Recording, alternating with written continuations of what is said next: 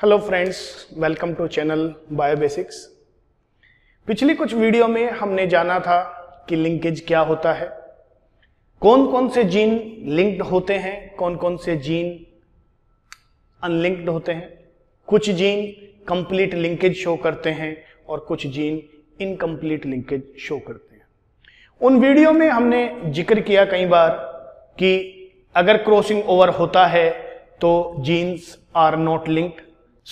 आज की इस वीडियो में हम जानेंगे कि क्रॉसिंग ओवर क्या होता है। Crossing over is an interchange. अभी हम समझेंगे इस बात को क्या होता है। और reciprocal exchange of segment between two non sister chromatids. ये लाइन बहुत इंपॉर्टेंट है। किसके बीच में एक्सचेंज हो रहा है? Between two non sister chromatids of homologous chromosomes. किसी भी होमोलोगस क्रोमोजोम्स के जो नॉन सिस्टर क्रोमैटिड्स होते हैं उनके बीच में जब क्रोमोजोम्स के सेगमेंट का एक्सचेंज होता है वो कहलाता है क्रॉसिंग ओवर। कैसे होता है उसको अभी हम डायग्रामेटिकली समझेंगे। जो भी नए कॉम्बिनेशंस बनते हैं resulting a new combinations of genes. अब जो भी जीन्स क्रॉसिंग ओवर में इन्वॉल्व होते हैं वो तो रिकॉम्बिनेंट्स का फॉर्मेशन करते हैं, और जो जीन क्रॉसिंग ओवर में इन्वॉल्व नहीं होते हैं वो पेरेंटल टाइप शो करते हैं। पिछली वीडियो में आपने देखा था कि जब बॉडी कलर और आई कलर को लेकर हमने क्रॉस कराया था तो वहां पर जो रिकॉम्बिनेंट फ्रीक्वेंसी थी वो 1.3% थी।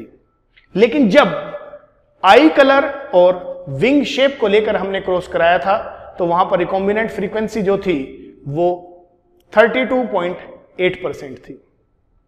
तो it means in case of eye colour and wing shape there is more crossing over. कैसे होता है उसको अभी हम समझते हैं। So the genes which are involve in crossing over form recombinant types.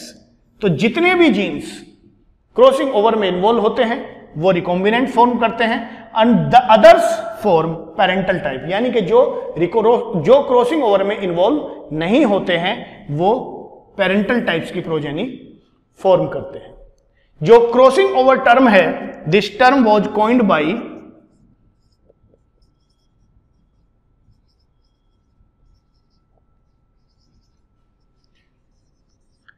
T.H. Morgan. अब हम जानते हैं कि क्रॉसिंग ओवर कैसे होता है। Before going to explain crossing over मैं एक छोटा सा एग्जांपल लेकर आपको इसको समझाने की कोशिश करता हूं कि अगर मेरे पास यहां पर एक बुक है, इट इज बायोलॉजी बुक।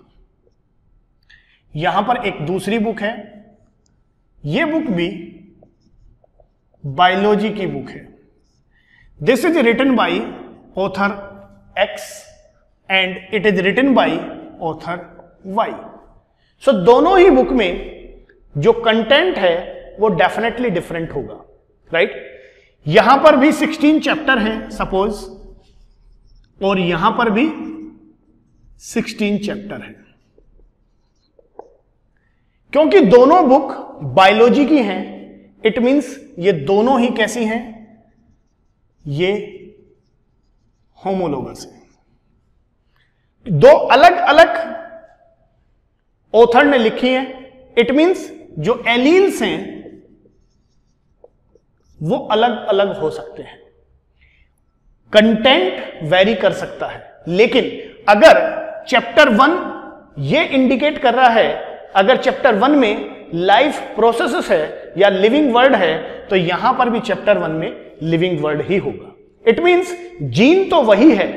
क्या है? जीन तो वही है, लेकिन वहां पर एलील बदल गए हैं।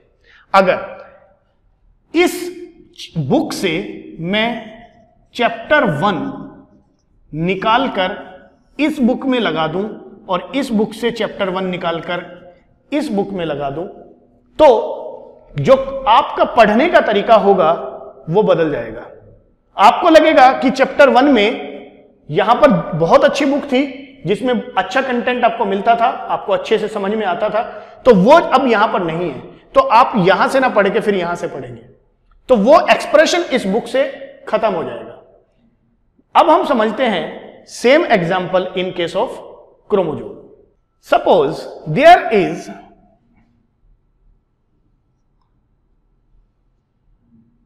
क्रोमोसोम नंबर 1,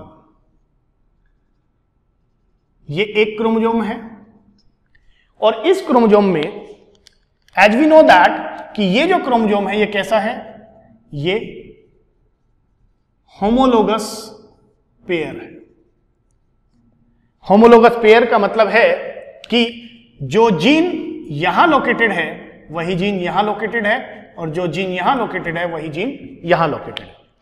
अगर मैं मानूं कि यहां पर जीन ए है और यहां पर जीन बी है, और यहां पर जीन स्मॉल ए है और यहां पर स्मॉल बी है, सो हमें पता है कि जिस टाइम पर गैमेट फॉर्मेशन होता है उस टाइम पर कोई भी सेल मियोसिस के लिए जाती है, और मियोसिस पर जाने से पहले एस फेज में वो अपने डीएनए कंटेंट को डबल करती है। So in S phase the content of this chromosome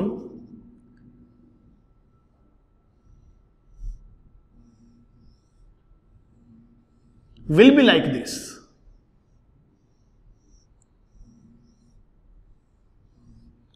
Here, these are the centromeres. The gene A is located here. So यहां पर भी जीन A होगा, यहां पर जीन B है और यहां पर भी जीन B है। यहां पर जीन A है, स्मॉल a है, यहां पर स्मॉल a है, यहां पर स्मॉल b है और यहां पर भी स्मॉल b है।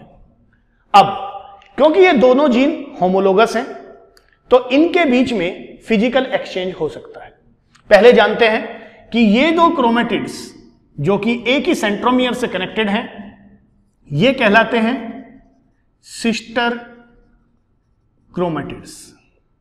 उसी तरह से ये दो क्रोमेटिड्स भी कहलाएंगे सिस्टर क्रोमेटिड्स। अब लेकिन ये जो दो क्रोमेटिड हैं जो हैं तो होमोलोगस क्रोमोसोम्स के लेकिन अलग अलग सेंट्रोमियर से अटैच्ड हैं, तो ये दो क्रोमेटिड्स कहलाते हैं non sister chromatids. I hope you understood this. जैसा कि हमने अभी पिछली डेफिनेशन में पढ़ा कि there is physical exchange between two non sister chromatids of homologous chromosomes. क्या है physical exchange? It means there is exchange of segment between these two non sister chromatids of homologous chromosome. कैसे होता है कि जिस टाइम पर ये chromosomes prophase 1 में एक दूसरे के पास पास आते हैं,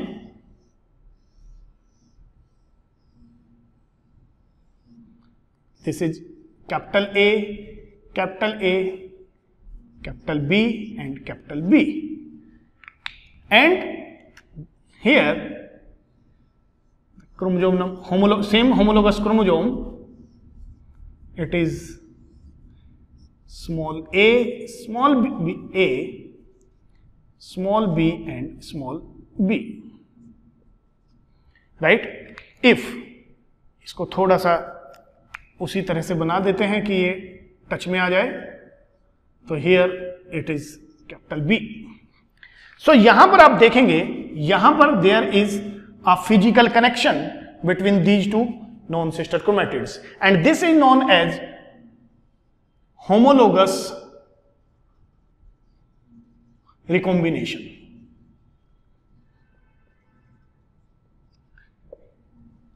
होमोलोगस रिकॉम्बिनेशन में यहां पर इस पॉइंट पर डीएनए में ब्रेक्स होता है और उसके बाद फिर रीजॉइनिंग हो जाती है। तो यहां इस क्रोमोसोम के अंदर जो डीएनए है वो डीएनए इस वाले क्रोमोसोम पर चला जाता है, दिस इज स्मॉल b, और यहां जो डीएनए है वो इस वाले क्रोमोसोम पर आ जाता है. That is known as homologous recombination. So this point is known as chiasmata, the point where the crossing over takes place.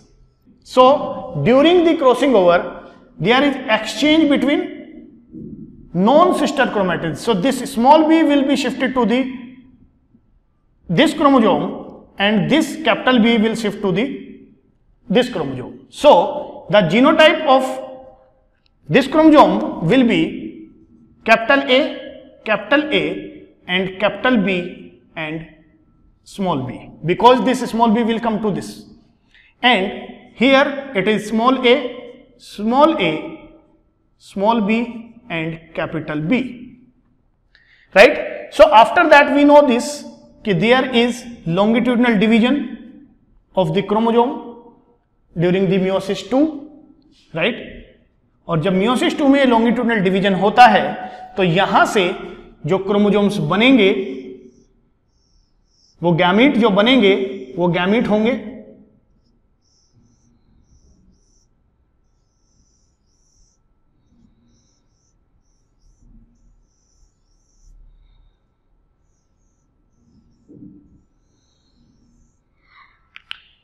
यहां पर. ये वाला जब लॉन्गिट्यूडनल डिवीजन होगा तो ये वाला जो क्रोमोसोम होगा, ये वाला जो क्रोमेटिड होगा, ये एक सेपरेट क्रोमोसोम बना लेगा और इस पे जो जीन्स होंगे वो कैपिटल ए और कैपिटल बी होंगे. लेकिन इस वाले जो क्रोमोसोम्स पर होंगे ये कैपिटल ए और स्मॉल बी होगा. सिमिलरली इस वाले क्रोमोसोम पर स्मॉल ए और कैपिटल बी होंगे और यहां पर स्मॉल ए और स्मॉल बी होंगे. तो जब ये दो गैमीट किसी दूसरे गैमीट के साथ फ्यूज करेंगे तो हमेशा एक रिकॉम्बिनेंट फॉर्मेशन करेंगे, बिकॉज यहां पर क्रॉसिंग ओवर हुआ है. लेकिन जब ये दो गैमीट दूसरे और गैमीट्स के साथ फ्यूज करेंगे जो कि जिनमें क्रॉसिंग ओवर नहीं हुआ है, तो उनके साथ वो पेरेंटल टाइप की फॉर्मेशन करेंगे. तो जैसा कि हमने पहले बताया है कि जहां पर क्रॉसिंग ओवर होगा वो रिकॉम्बिनेंट टाइप के फॉर्मेशन करेंगे और जहां पर क्रॉसिंग ओवर नहीं होगा वो पेरेंटल टाइप के फॉर्म करेंगे. So now we come to the back to the crossing over.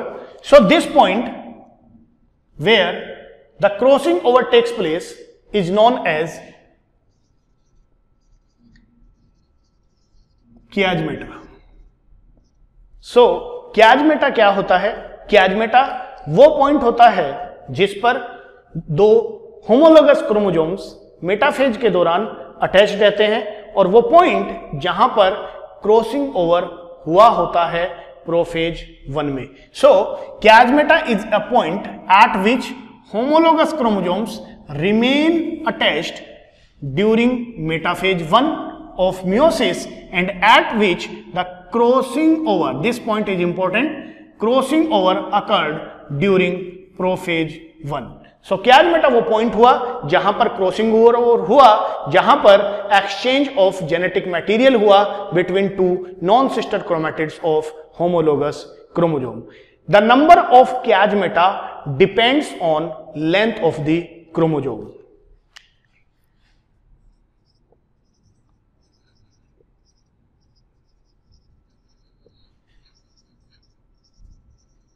Depends upon length of chromosome. So in a single chromosome, in a pair of chromosomes, there can be single crossing over, a double crossing over or triple crossing over. अगर किसी एक जगह पर exchange of the genetic material किसी एक point पर हो रहा है तो वो कहलाता है सिंगल क्रॉसिंग ओवर. अगर किसी क्रोमोसोम में दो जगह पर हो रहा है तो वो कहलाता है डबल क्रॉसिंग ओवर. अगर किसी क्रोमोसोम में तीन जगह पर क्रॉसिंग ओवर होता है तो वो कहलाता है ट्रिपल क्रॉसिंग ओवर. देखिएगा, अगर ये एक क्रोमोसोम है और this is the homologous chromosome तो अगर ये यहां पर क्रॉसिंग ओवर हो जाता है या यहां पर क्रॉसिंग ओवर हो जाता है तो ये कहलाता है डबल क्रॉसिंग ओवर, और अगर यहां पर क्रॉसिंग ओवर हो जाता है तो ये कहलाता है triple crossing over. I hope you understood all about the crossing over. Now we understand the factors which influence the rate of crossing over, and this topic is very important. कई बार यहां से क्वेश्चन पूछ लिया जाता है कि कौन कौन से फैक्टर्स हैं जो क्रॉसिंग ओवर को के रेट को इंक्रीज या डिक्रीज कर सकते हैं. सबसे पहले जैसा कि हम जानते हैं it is distance between two genes. जितनी ज्यादा डिस्टेंस होगी क्रॉसिंग ओवर होने के चांसेस उतने ज्यादा हैं. जितनी डिस्टेंस कम होगी वहां पर फिजिकल कॉन्टेक्ट यानी कि क्रॉसिंग ओवर होने के चांसेस उतने कम हो जाते हैं. दूसरा फैक्टर है sex. That is very common in female. Female में जो क्रॉसिंग ओवर है वो ज्यादा होता है बिकॉज वहां पर जो होमोगैमिटी है यानी कि एक्स और एक्स होने के जो चांसेस हैं वो ज्यादा होते हैं as compare to male. Age. With respect to age, जैसे जैसे उम्र बढ़ती चली जाती है वैसे वैसे गैमेट फॉर्मेशन के टाइम पर क्रॉसिंग ओवर का जो रेट है वो बढ़ता चला जाता है, क्योंकि जो क्रोमोजोम्स हैं वो वीक हो जाते हैं, या जो क्रोमोजोम्स का जो डीएनए है वो वीक हो जाता है. जैसे जैसे उम्र बढ़ती है तो वहां पर क्रॉसिंग ओवर होने के चांसेस ज्यादा हो जाते हैं. The next factor is temperature. Temperature चाहे लो की तरफ जाए या हाई की तरफ को जाए, हाई टेम्परेचर या लो टेम्परेचर के साथ साथ the rate of crossing over increase हो जाता है, यानी कि सेगमेंट ऑफ द डीएनए बढ़ जाता है अगर हम एक नॉर्मल बॉडी टेम्परेचर से अप या डाउन जाते हैं. एक्सरेज. एक्सरेज की वजह से क्रॉसिंग ओवर का जो रेट है वो हाई हो जाता है.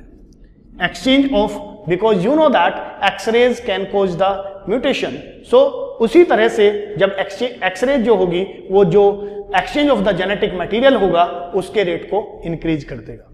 देन हेट्रोगैमेट्स. हेट्रोगैमेट्स जो है वो हमेशा क्या होगा वहां पर लो होगा, क्योंकि जब एक्स और वाई साथ साथ होंगे तो इनके बीच में जो क्रॉसिंग ओवर का चांस होगा वो कम होगा. Less near the centromeric region. जी हां, जो क्रोमोजोम्स का टीलोमेरिक रीजन और सेंट्रोमेरिक रीजन होता है, यानी कि ये वाला जो रीजन होता है इसको हम टीलोमेरिक रीजन कहते हैं और ये जो रीजन होता है इसको हम सेंट्रोमेरिक रीजन कहते हैं. तो इन रीजन्स में जो क्रॉसिंग ओवर होने के चांसेस होते हैं वो कम होते हैं, क्योंकि यहां पर डीएनए हेट्रोक्रोमेटिन पाया जाता है जो कि हाईली कॉम्पैक्टेड होता है और less involve in the protein formation. तो यहां पर जो क्रॉसिंग ओवर होने के चांसेस होते हैं वो कम हो जाते हैं. Now we understand few key points which are related to the linkage and crossing over, and these points are very important for exam point of view. पहला, to score the recombinants, अगर of springs में recombinants आने जरूरी हैं या वहां पर recombinants होना है तो किसी भी एक पेरेंट का डबल हेट्रोजाइगोसिटी होनी जरूरी है.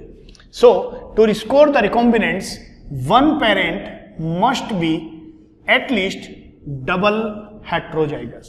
क्या मतलब हुआ इस बात का? जैसे हमने अब पीछे एक एग्जांपल लिया था कि अगर हमारे पास दो बुक्स हैं और दोनों बुक्स अलग अलग ऑथर की हैं, राइट, और हमने किसी एक बुक में से एक चैप्टर निकाला और दूसरे बुक्स की दूसरा एक पहला वही चैप्टर निकाला और दोनों को एक्सचेंज कर दिया तो दोनों का कंटेंट बदल जाता है.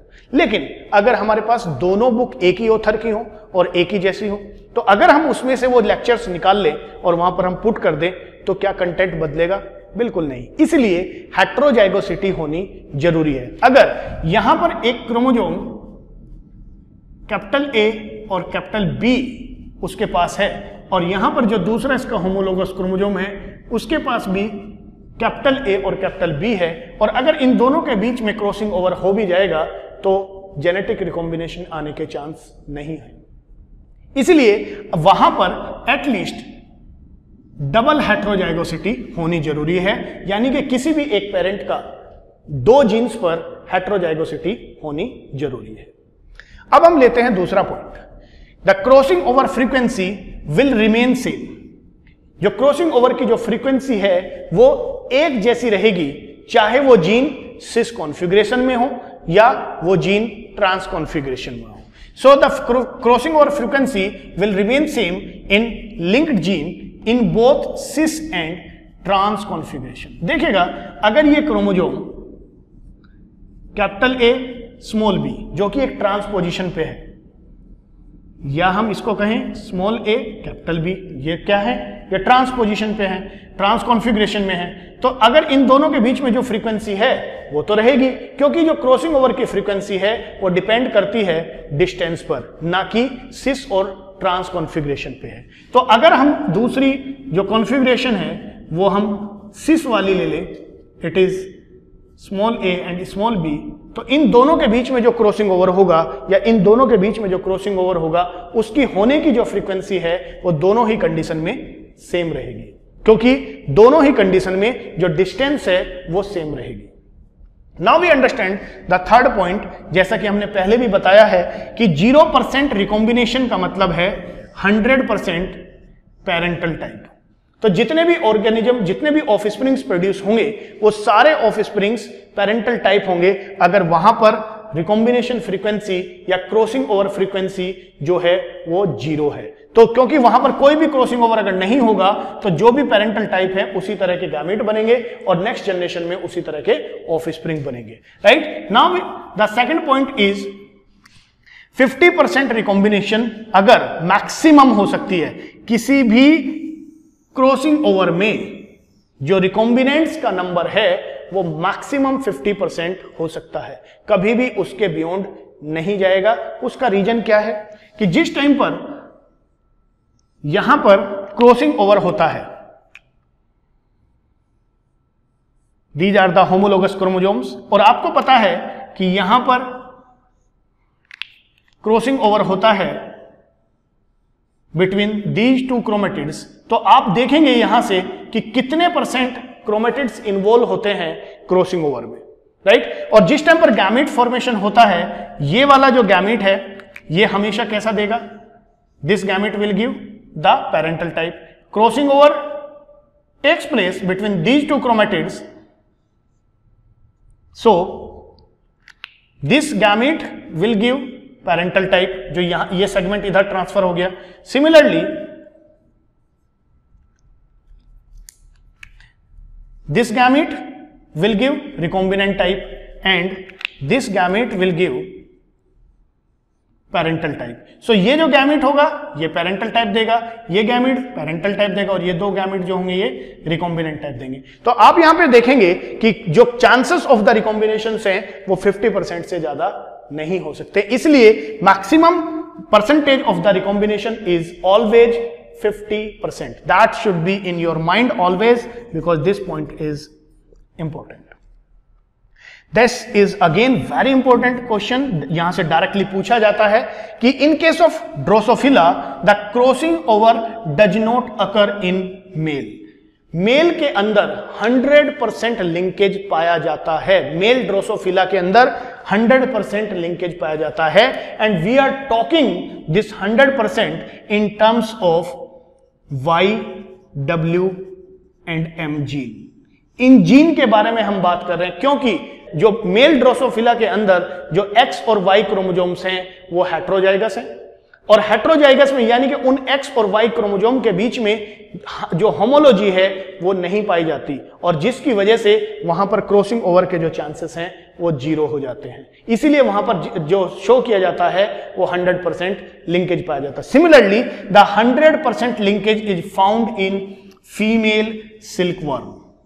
So these two are very important example. You have to keep it in mind कि female silkworm and male Drosophila show 100% linkage and 0% crossing over. I hope you understood all about the crossing over and its significance. Thank you so much for watching this lecture.